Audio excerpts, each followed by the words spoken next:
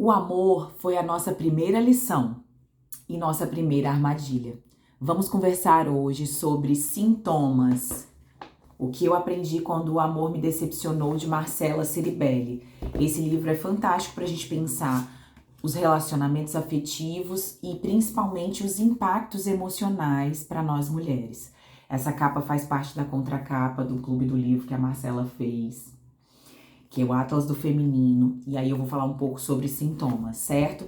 É um livro que eu achei muito generoso e muito corajoso da parte da Marcella, porque ela se coloca demais no livro, fala sobre todas as suas dores, o que ela viveu em vários relacionamentos, então achei muito interessante e muito corajoso da parte dela.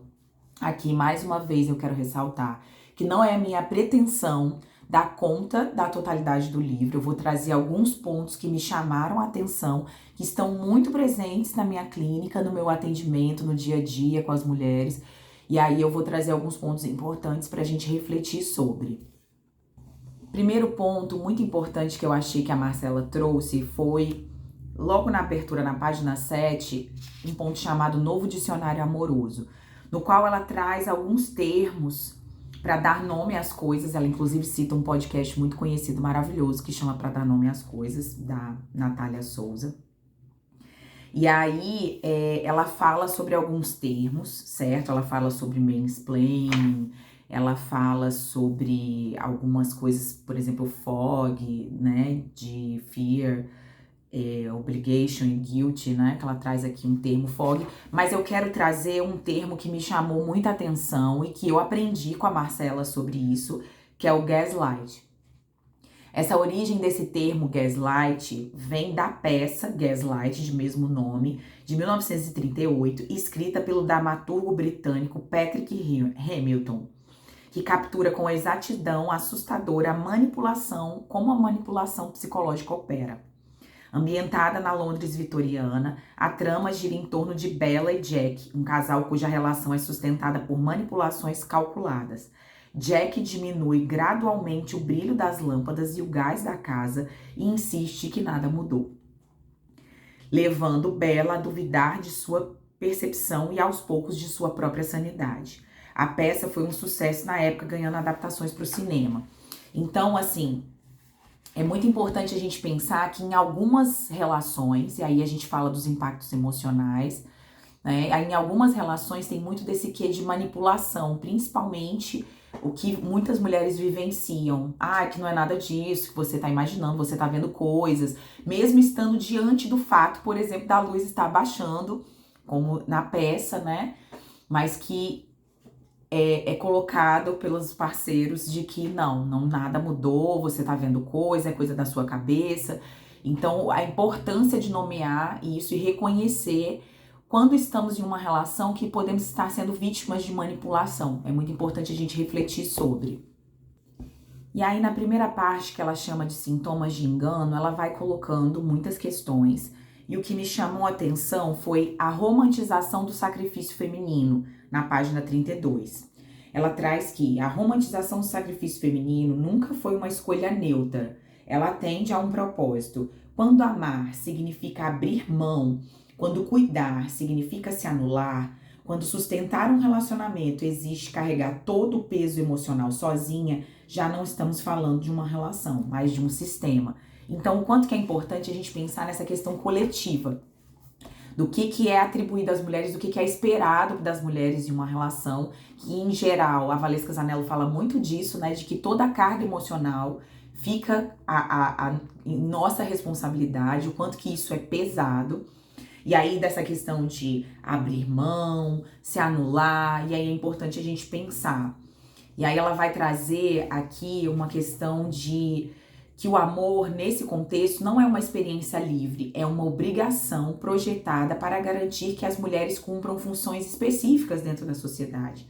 Esse amor domesticado transforma o cuidado em dever e o dever em identidade, até que não reste espaço para questionar quem sou eu fora disso. E isso é muito presente na vida das mulheres, da gente pensar assim, de quem é você fora dessa relação?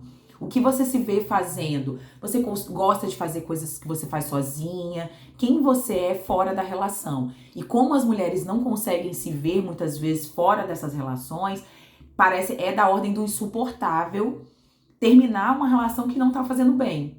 Então, assim, é muito importante que a gente se nutra de outras fontes de bem-estar, né? Que a gente exerça os nossos hobbies, esteja em contato com as nossas amizades, porque você precisa se ver quem é você fora dessa relação. E um outro conceito que ela trouxe, que eu gostei muito, é que ela traz sobre um livro que ela fala sobre a mulher não liberada. O livro O Amor Saudável e a Invenção da Mulher Neoliberada revela a forma como os ideais femininos foram reconfigurados para atender às novas exigências do século XXI. O que parecia ser um avanço, a mulher que tem autonomia, que equilibra carreira, família e amor, na verdade era apenas mais uma camada de pressão.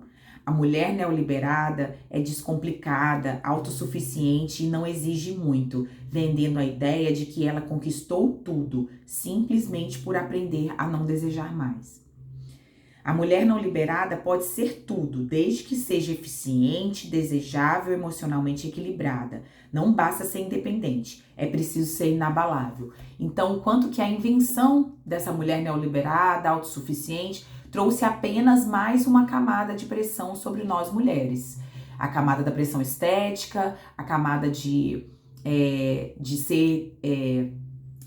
estar dizendo sempre sim, de estar disponível e também de ser autossuficiente e não exigir cuidado, né? Não exigir muito. E aí ela traz isso como uma cilada da mulher de boa, que tem muita relação com essa questão da mulher neoliberada, né? Que é essa cilada de que tipo, não, você é uma mulher de boa, que não vai exigir muito, que não vai pedir muito. E aí é mais uma camada de pressão que a gente recebe. E na página 42 ela traz um parágrafo muito interessante. O amor, que já foi a maior missão da vida de uma mulher, agora precisa ser gerenciado como um projeto pessoal. Não basta amar, é preciso saber amar do jeito certo.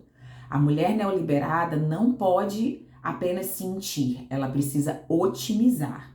Seu sofrimento deve ser silencioso, seu desejo deve ser moderado, para não ser emocionada, né? Aquele famoso discurso do emocionado. Sua autonomia deve ser flexível. Ela pode até se permitir vulnerabilidades, mas com prazo de validade sem atrapalhar seu desempenho impecável nas outras áreas da vida. Afinal, não há mais espaço para desespero amoroso quando se tem metas para bater, um corpo para manter, uma saúde mental para gerenciar e uma autoestima para alimentar. O ideal da mulher equilibrada transformou tudo, até o amor, em um empreendimento pessoal. Então essa camada de pressão em que a gente se cobra para ser autossuficiente, e aí vão acrescentando-se todas essas pressões, e aí tem que ser mãe, que é o esperado de uma mulher para conhecer o grande amor, e aí tem que chegar a uma certa idade. Enfim, são muitas as camadas de cobrança sobre nós mulheres. E aí, num ponto que ela traz o amor como promessa, voltando lá a gente para refletir sobre quem sou eu fora dessa relação, ela traz sobre a questão do término, sobre a alternativa parece insuportável. O que acontece quando você sai de um relacionamento e percebe que, na visão da sociedade, o que sobra não é um novo começo, mas a percepção de que você falhou? É como se a existência fora do relacionamento fosse uma pausa incômoda, um estágio transitório que precisa ser resolvido.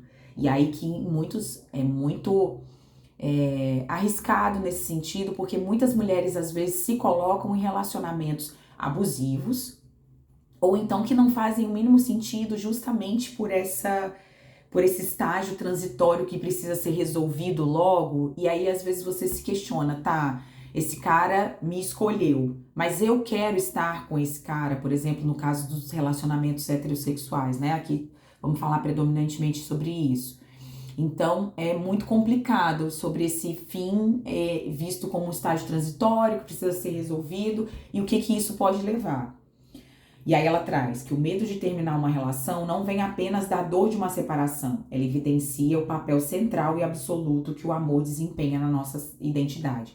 Mais uma vez, reforçando Valesca Zanello, o papel central de um relacionamento amoroso na vida das mulheres e o quanto que a gente precisa descentralizar, né? E pensar em outras fontes de nutrição, como eu sempre trago aqui.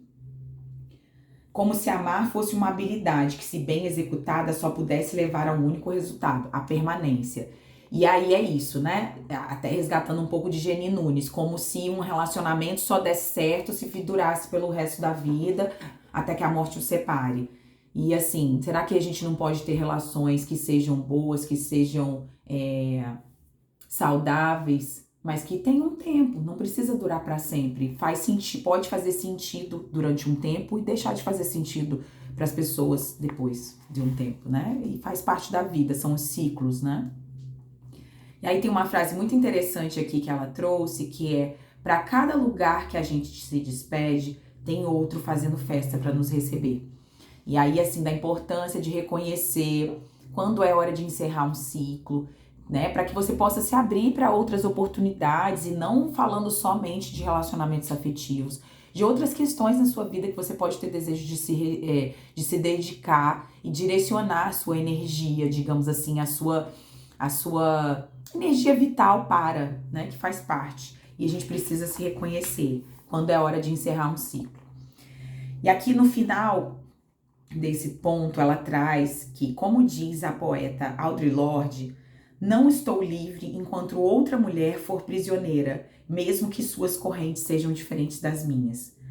E aí ela fala que o amor não pode ser uma corrente que nos prende à espera, enquanto a vida acontece longe da nossa vontade.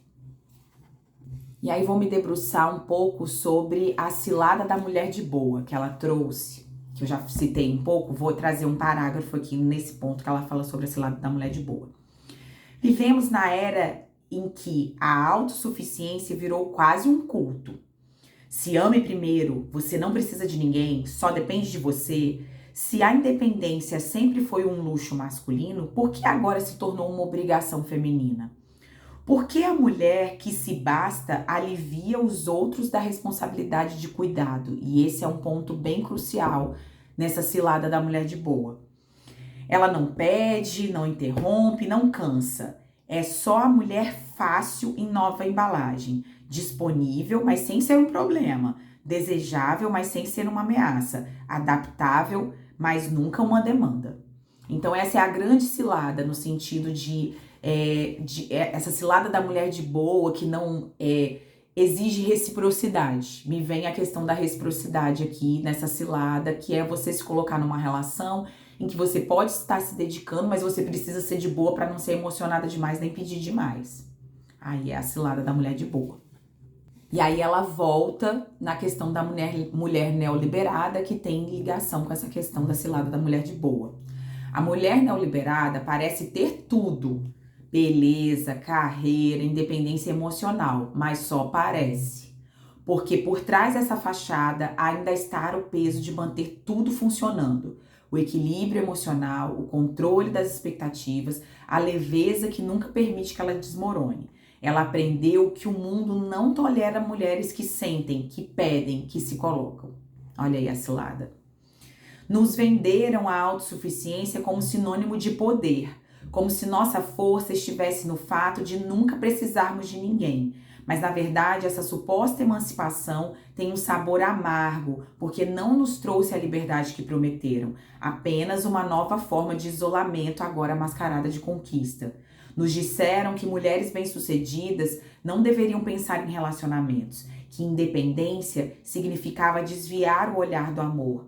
Mas a verdade é que a infelicidade feminina segue sendo lida como solidão. E a solidão feminina, como sempre, não se mede pela ausência de amizades, propósito ou satisfação pessoal, apenas pela falta de um par amoroso. Então, assim, aí eu falei sobre isso no livro no vídeo do Descolonizando Afetos. Primeiro, da importância da interdependência. Nós não somos autossuficientes, nós precisamos dos outros para viver. E também, assim como precisamos da água, do ar, de várias coisas. Somos seres interdependentes. E além de tudo, dessa visão de que uma mulher está só pela falta de um par amoroso. Mas se ela tá cercada de amigos e ela se diz sozinha. Mas e seus amigos, e suas amigas, e sua família? Então, pra gente olhar isso de uma outra forma. E aí, mais um ponto muito importante que ela traz em Sintomas de Espera, que já é uma outra parte do livro. Ela faz a pergunta: quantas mulheres permanecem em relações infelizes porque foram treinadas para acreditar que a paciência é uma virtude, que toda relação passa por fases difíceis e que desistir é sempre sinônimo de fracasso? E aí é muito importante a gente pensar sobre que não existe uma pessoa perfeita para você se relacionar. Isso a gente já é um dado que tá posto. Não existem pessoas perfeitas, não existem relacionamentos perfeitos. O relacionamento sim vai passar por desafios que vão exigir diálogo, mas a gente precisa reconhecer o limite desse flexibilizar, desse dialogar, desse construir, porque é uma construção. Mas também, assim, é um limite. A outra pessoa está disposta, né, a dialogar, a se esforçar pela relação assim como você? O que é inegociável para você que você tá vendo que nessa relação não vai ser possível? Então é importante a gente pensar que existe um limite para esse esforço. É claro que na primeira dificuldade não tem como abandonar o barco, vamos chamar assim. Porque as relações não são assim, não existem relações perfeitas, como eu disse. Mas existe um limite do se esforçar e a gente precisa reconhecer esse limite. A violência dessa dinâmica é silenciosa, mas implacável. A ideia de que o amor precisa ser conquistado e mantido a qualquer custo nos leva a um esgotamento emocional que consome nossa autonomia, diluindo nossos desejos, até que o que importa mais não é o que queremos, mas o que precisamos fazer para sermos amadas. A espera por um amor que nunca se concretiza vira um exercício de autodestruição, um jogo de resistência emocional em que não há vencedoras, apenas mulheres esgotadas, convencidas de que o problema está nelas. A falta de reciprocidade, em vez de ser motivo para ir embora, se torna um desafio a ser superado, e a incapacidade do outro de amar passa a ser lida como uma falha nossa, algo que poderíamos ter evitado se tivéssemos sido mais pacientes, mais compreensivas, mais inesquecíveis. O sofrimento transforma em investimento. Já passei por tanta coisa, não faz sentido desistir. Mas, gente, a verdade é que faz. A gente precisa reconhecer e saber que horas é importante a gente deixar ir. A gente reconhecer que chegou o nosso limite e que não vale mais todo esse desgaste emocional, todo esse esforço. E que é preciso de reciprocidade para que uma relação haja equilíbrio, haja cuidado. E aí ela traz uma referência ao conceito de Rita Segato, que é a questão da pedagogia da crueldade, e explica como a violência simbólica e afetiva é ensinada e reproduzida como algo natural. Um condicionamento que leva mulheres a acreditar que suportar é sinônimo de amar. Essa lógica não se limita às grandes estruturas sociais, mas se infiltra nos relacionamentos mais íntimos. O distanciamento emocional dos homens, a comunicação inconsistente, a dinâmica de sumir e reaparecer quando convém, o afeto racionado, nada disso é aleatório. Ajustamos expectativas, diminuímos nossa presença, tentamos ser mais fáceis de lidar porque ouvimos que ele precisa de espaço, que tem medo de se envolver, que não está pronto. Racionalizamos cada ausência como uma etapa necessária do processo, como se o amor fosse um campo minado e não um espaço de encontro. E sem perceber, a sala de espera se torna nossa casa, que ela fala da sala de espera amorosa.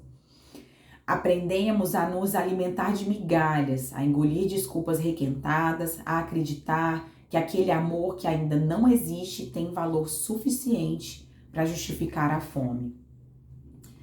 Aí ela traz um outro ponto que eu acho muito interessante, que acho que muitas mulheres caem nessa cilada.